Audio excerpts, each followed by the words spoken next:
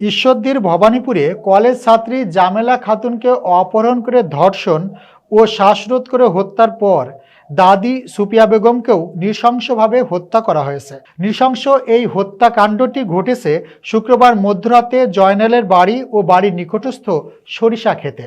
একটি রাজনৈতিক দলের বড় ভাইয়ের ছত্রছায়া থেকে এলাকায় লুটপাট, চাঁদাবাজি, দখলবাজি ও ছিনতাইয়ের সাথে জড়িত থাকা কতিপয় সন্ত্রাসীরা এই হত্যাকাণ্ড ঘটিয়েছে। ঘটনার পর থেকে এলাকায় শোকের ছায়া নেমে এসেছে এবং ঈশ্বরদী এলাকার সাধারণ মানুষের মধ্যে আতঙ্ক ছড়িয়ে পড়েছে। এলাকাবাসী ও পুলিশের দেওয়া প্রাথমিক তথ্যসূত্রে এসব জানা গেছে।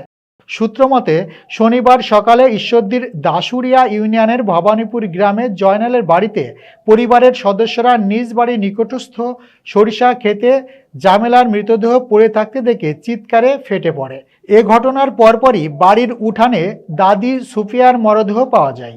সংবাদ দেওয়া হলে ঈশ্বরদী থানা পুলিশ ঘটনাস্থলে গিয়ে সুরতহাল শেষে লাশ দুটি ময়নাতদন্তের জন্য থানায় নিয়ে যায়। এলাকাবাসীদের প্রাথমিক ধারণা, চিহ্নিত সন্ত্রাসী চক্রের সদস্যরা দীর্ঘদিন থেকে জামেলাকে উত্ত্যক্ত করত।